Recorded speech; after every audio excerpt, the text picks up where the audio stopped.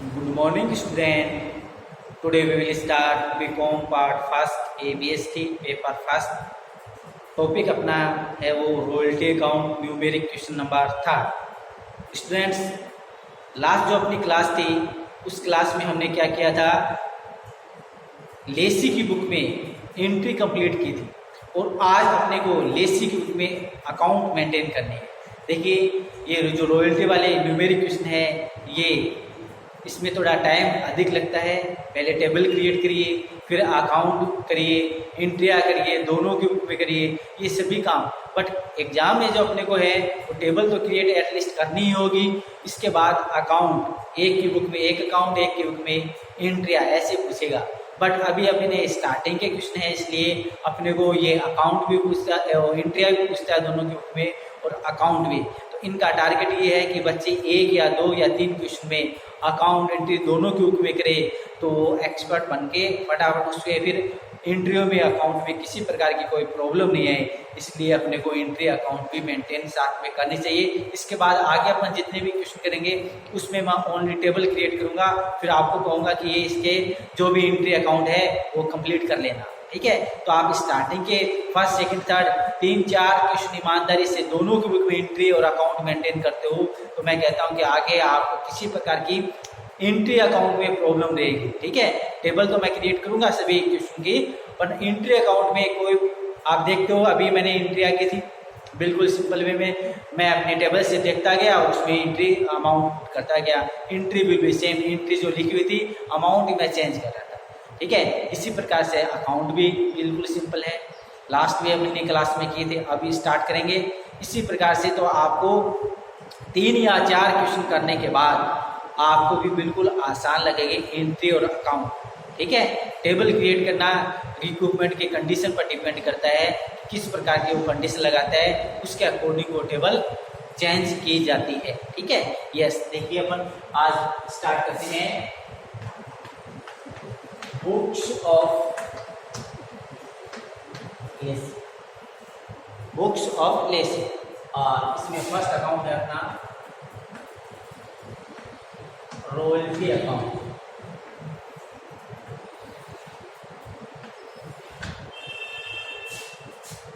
Royalty account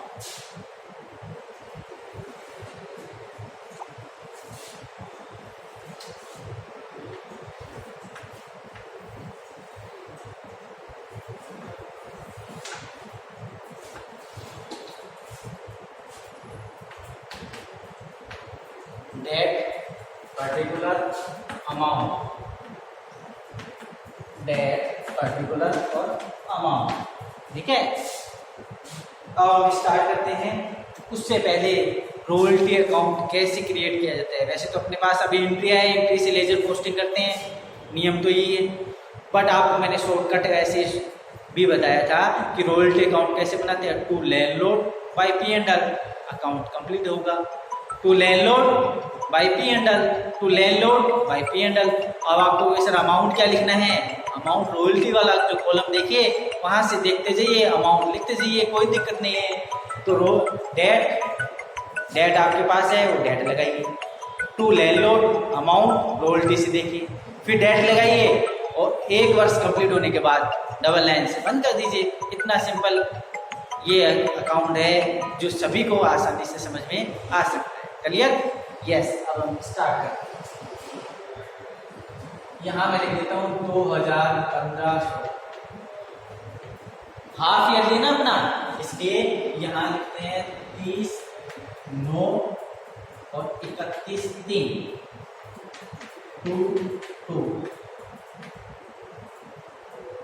to landlord और amount देख देते हैं यहाँ पर। इस डेट की है 50,000, इसके है 60,000, ठीक है। और इनका टोटल कर देते हैं 110। क्लियर? इसी प्रकार से इधर 2015-16 और डेट थी 30/9 31/3 बाय P&L और यहाँ पर भी बाय P&L सेम अमाउंट 50,000 और 60,000। 110। ये फर्स्ट ईयर कंप्लीट हो चुका है। अब देखिए स्टूडेंट, मैंने हाफ ईयरली है तो हाफ ईयरली को साथ में लिखकर फिर अकाउंट क्लोज किया। कुछ बच्चे क्या कहेंगे, फर्स्ट लाइन की किया, डबल लाइन से बंद किया। तो हाफ ईयरली क्लोज नहीं होता है, एनुअली बुक क्लोज की जाती है। तो आपकी कोई दिक्कत नहीं है, ये 2 ईयर लिखा हुआ है मैंने, ये फर्स्ट 6 मंथ, ये लास्ट 6 मंथ का ट्रांजेक्शन है, ये फर्स्ट 6 मंथ का ट्रांजेक्शन है, ये लास्ट 6 मंथ का है। दोनों 6 मंथ को जोड़ दिया है, 12 मंथ की कार्रवाई है ये 12 मंथ की। और 12 मंथ में आप अकाउंट क्या करते हो, क्लोज करते हो। ये अकाउंट आपने क्लोज कर दिया है, इसमें कोई प्रॉब्लम नहीं। इसी प्रकार से स्टूडेंट, तो इसमें ज़्यादा सोचने वाली बात नहीं है। To landlord by landlord transaction date ही तो आपने 1 वर्ष में 2 बार पेमेंट किया है, और कोई प्रॉब्लम नहीं है इसमें। वही सिस्टम है, टू लैंडलॉर्ड बाय पी एंडर, रोयल्टी वाला कॉलम वहां से देख हमने लिखा है। यस, यहाँ लिखते हैं फिर 2015, 16, 17, 30, 9, 31, 3 टू लैंडलॉर्ड 90,000, 1,10,000। और इधर भी डेट लिख देते हैं 16, 17, 30, 9, 31, 3 बाय पी एंडर 90,000, 1,10,000 इक्वल। ये सेकेंड ईयर कंप्लीट हो चुकी है, हाफ ईयरली 1 ईयर। ठीक है, ये सेकेंड ईयर कंप्लीट है। अब इसी प्रकार से आप क्या करोगे, थर्ड ईयर कंप्लीट करोगे। 17, 18, 30, 9, 31, 3 टू लैंडलॉर्ड 1,30,000 और ये 80,000। और यहाँ डेट 2017, 18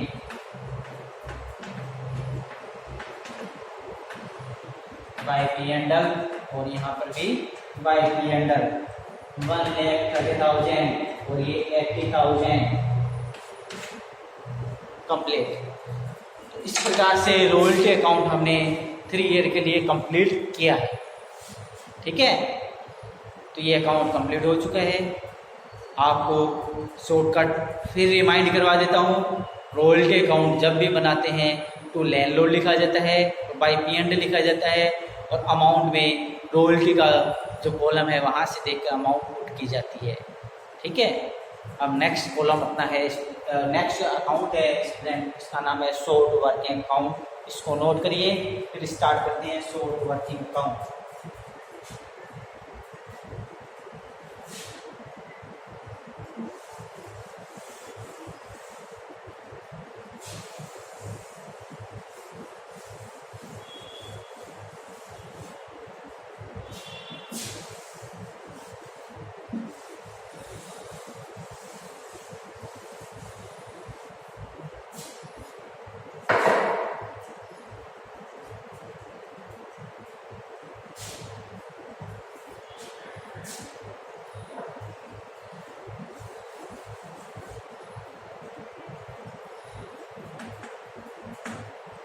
शॉर्ट वर्किंग अकाउंट।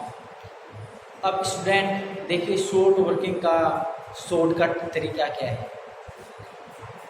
एंट्रियों से लेजर पोस्टिंग की जाती है, बिल्कुल सही बात है, बट शॉर्टकट तरीका भी, क्योंकि ये नहीं है कि भी एंट्रियाँ भी आपको करनी है, अकाउंट भी मेंटेन करने हैं, क्वेश्चन काफ़ी बड़ा हो जाता है।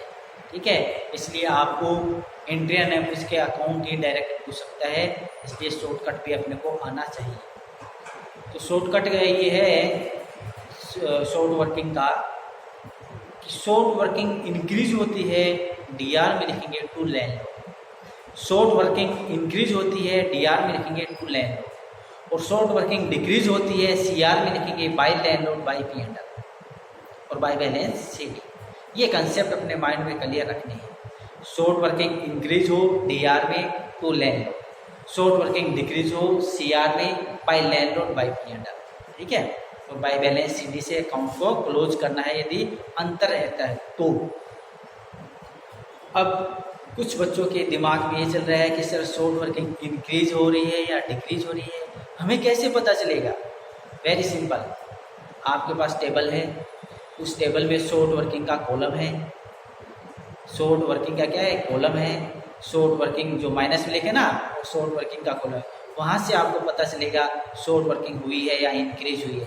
तो टू में लिख देना, टू लैंडलॉर्ड, डेट लगा के, डेट भी आपके पास है, कितनी अमाउंट की है वो भी है, to landlord. Clear? Short working को डिक्रीज किया है तो इसके लिए भी स्टूडेंट आपके पास जो टेबल है उसमें शॉर्ट वर्किंग के दो कॉलम है, रिकूप और पी एंड, उनमें से कहीं भी आपने अमाउंट लिख दिया है तो वो डिक्रीज होगा, कहीं पर भी आपने अमाउंट लिख दिया है तो क्या होगा, डिक्रीज होगा। तो आप समझ जाना कि ये डिक्रीज हो रही है तो अपने को क्या लिखना है, सी आर। रिकूप में लिखा है तो by P and, by landlord लिख देना। पी एंड एल भी लिखा है तो उस खाते का नाम लिख देना बाय पी एंड एल, और फिर बाय बैलेंस सीधी से क्लोज कर देना। क्लियर? यस, अब स्टार्ट। 30/6 को शॉर्ट वर्किंग हुई, 30/9 को शॉर्ट वर्किंग हुई है टू लैंडलॉर्ड,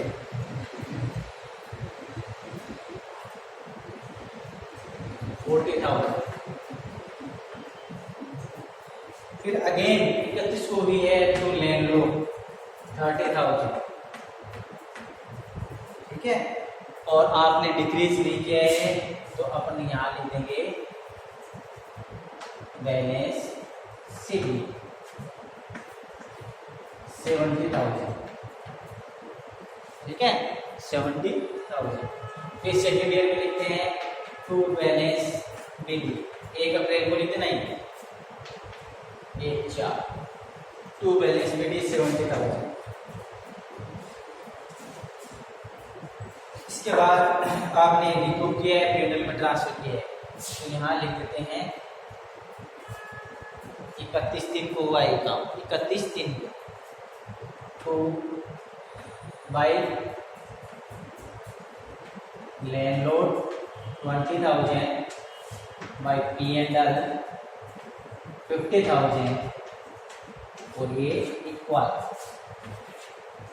क्लियर? ये बैलेंस था।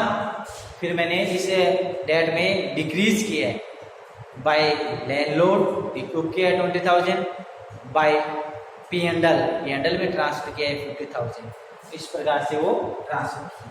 इसके बाद नेक्स्ट डेट में कुछ ट्रांजैक्शन नहीं है इसलिए अपन नहीं लिखेंगे। इसके बाद लास्ट डेट है 31,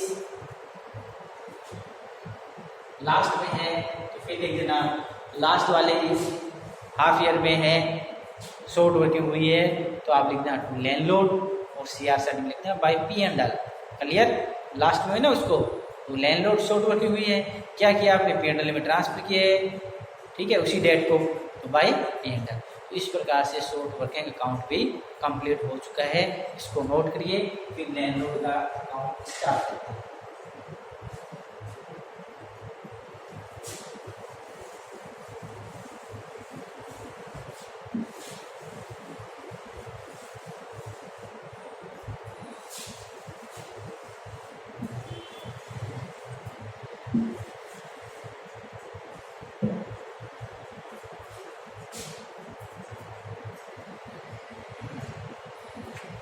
लैंडलॉर्ड अकाउंट, ओनर का अकाउंट कंप्लीट करते हैं। अब लैंडलॉर्ड अकाउंट जो अपने को मेंटेन करना है उसके लिए शॉर्टकट की ये है, रॉयल्टी शॉर्ट वर्किंग को ड्यू थ्रू करना है, सीआर में पेमेंट करना है, डीआर में टू बैंक के नाम से। ठीक है, हम स्टार्ट करते हैं इस डेट को by royalty by short working. ठीक है, हाफ ईयरली पेमेंट है ना, तो अलग अलग अपने को करना होगा।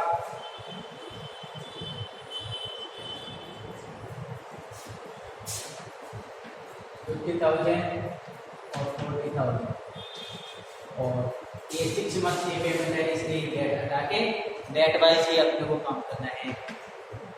To bank 90,000, to bank 90,000।